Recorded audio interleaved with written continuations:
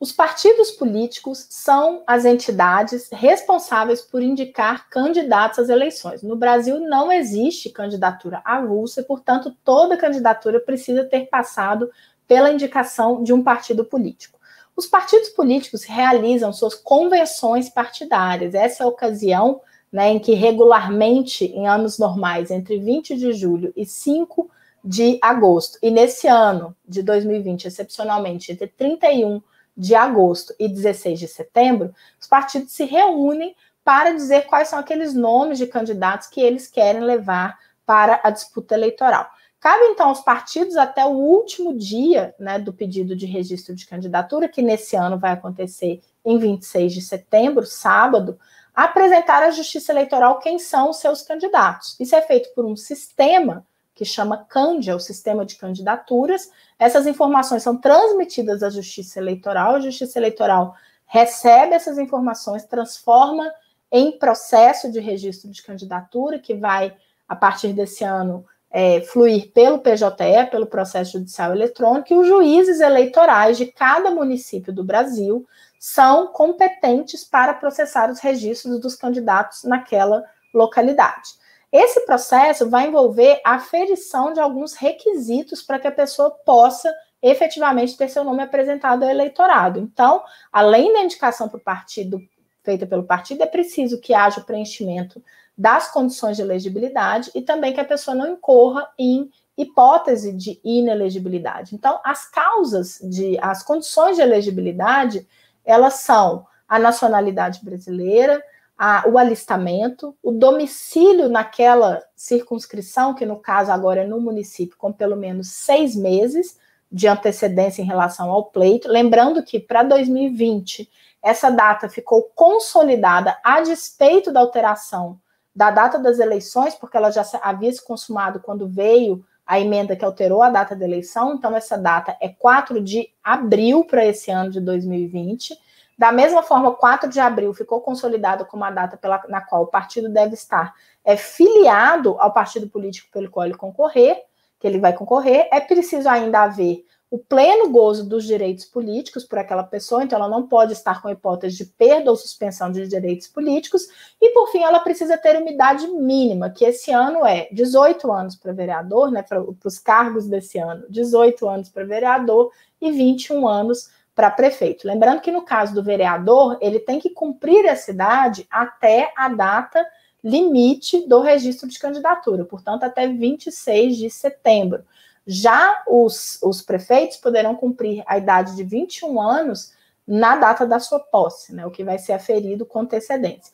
Além disso, como eu falei, não podem existir causas de inelegibilidade. Nós temos 2 grupos de inelegibilidades, aquelas que estão previstas na Constituição, que dizem, por exemplo, respeito à impossibilidade que um prefeito esse ano dispute um 3º mandato consecutivo. Então, o limite da reeleição por um único mandato é também a correspondente de uma inelegibilidade para o 3º mandato.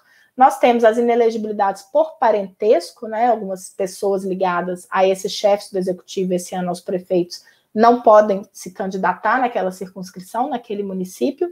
E nós temos também a necessidade de que, se o prefeito quiser concorrer a um outro cargo, nesse caso de vereador, vamos supor que ele já foi reeleito, né, e quer seguir na política, então ele teria que se candidatar a vereador, afastando-se desse cargo 6 meses antes da eleição. São as hipóteses aí que nós temos, lembrando que essa data também ficou consolidada e vale como 4 de abril, apesar das eleições acontecerem em 15 de novembro.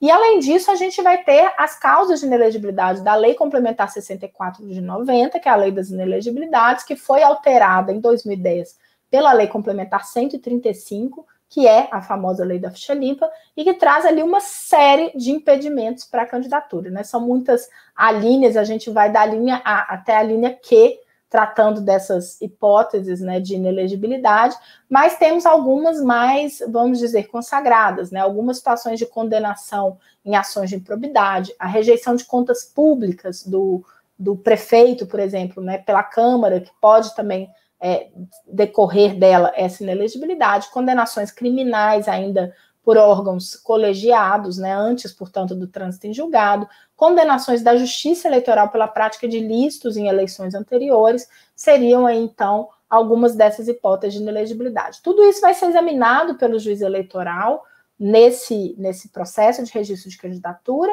sendo que ainda também precisa haver uma instrução documental adequada, né? Por exemplo, o candidato tem que apresentar sua fotografia para poder ser incluída na urna, e essa fotografia tem que atender alguns requisitos. Se os outros partidos políticos, outros candidatos ou o Ministério Público perceberem que existem impedimentos a essa candidatura que foi requerida, eles poderão fazer uma impugnação. São eles que são, então, os legitimados para impugnar o registro de candidatura. O cidadão não pode impugnar o registro de candidatura, mas ele pode apresentar o que nós chamamos de notícia de inelegibilidade. Ele pode comunicar ao juiz eleitoral notícia de algum desses fatos que eu falei, de um desses requisitos ausentes, para que o juiz eleitoral, portanto, examine a ocorrência. Qual que é a diferença? A diferença é que quem impugna, tem legitimidade para impugnar o registro de candidatura, ele é uma parte desse processo e, portanto, ele vai, por exemplo, poder recorrer. Já o cidadão, ele dá aquela informação para o juiz eleitoral e não participa propriamente do processo que está em julgamento.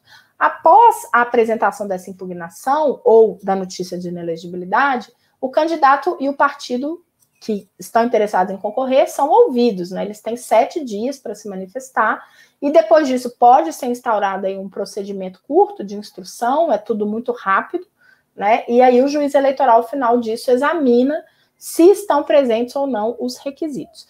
Para ser incluído na urna, o candidato precisa estar com seu registro deferido, ou então pode até ser uma situação em que, quando for feita a inseminação, esse momento em que a urna é alimentada com os nomes dos candidatos, ele ainda não tenha sido julgado, mas se ele estiver já indeferido, ou seja, se foi constatado que ele tem impedimento, ele não vai para a urna eletrônica. Então, são hipóteses, né, em que isso vai ser definido em um momento, às vezes, posterior, em grau de recurso.